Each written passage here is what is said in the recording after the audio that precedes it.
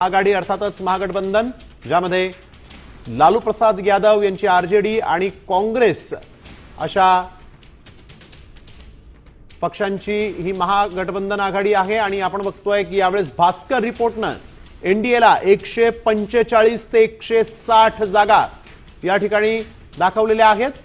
आणखीन एक सगळ्यात महत्त्वाचा एक्झिट पोल हा आहे बिहारचा एक्झिट पोल, ज्यामध्ये आपण बघतोय मेट्राइजला 147 ते 167, पीपल्स प्लसला 133 ते 159, भास्कर पोलनं देखील 145 ते 160 एनडीएला दिलेले आहेत, तर चाणक्यने 130 ते 138 महाआघाडी यांना मेट्राइज आणि पीपल प्लस आणि भास्कर पोल यांनी मात्र 70 ते 90, 70 ते 100च्या आत इतक्याच जागा मिळतील असा एक्झिट पोल वर्तवलेला आहे।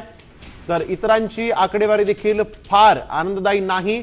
5 ते 10च्या आत या इतर पक्षांना देखील, इतर आघाड्यांना देखील जागा मिळू शकतात असा हा अंदाज आहे। आणि त्यामुळे बिहारचा एक्झिट पोल सांगतोय एनडीए पुन्हा नितीश कुमारांसोबत भाजप बिहारवर भगवा फडकवणार असल्याचं दिसतंय। बिहारवर एनडीएचाच झेंडा इथं फडकणार असल्याचं दिसतंय।